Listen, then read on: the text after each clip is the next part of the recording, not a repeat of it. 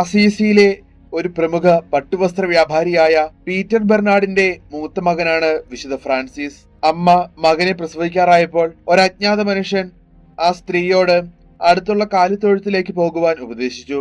അങ്ങനെ ക്രിസ്തുവിനെ പോലെ കാലിത്തൊഴുത്തിൽ ജനിച്ചവനാണ് വിശുദ്ധ ഫ്രാൻസിസ്. ലൗകികതയും ദൈവിക സ്നേഹവും കലർന്ന അദ്ദേഹത്തിന്റെ ജീവിതത്തിൽ ഒരിക്കൽ ഒരു ദൈവിക സ്വരം കേട്ടു.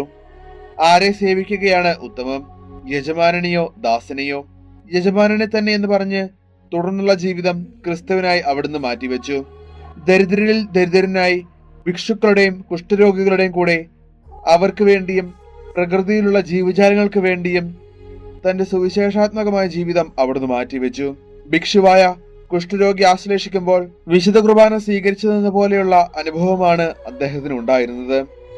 എളിമയുടെയും ദാരിദ്ര്യത്തിന്റെയും പൂർത്തീകരണമായ ഇദ്ദേഹം മരിക്കുന്നതിന് 2 വർഷം മുമ്പ് പഞ്ചക്ഷതധാരിയായി.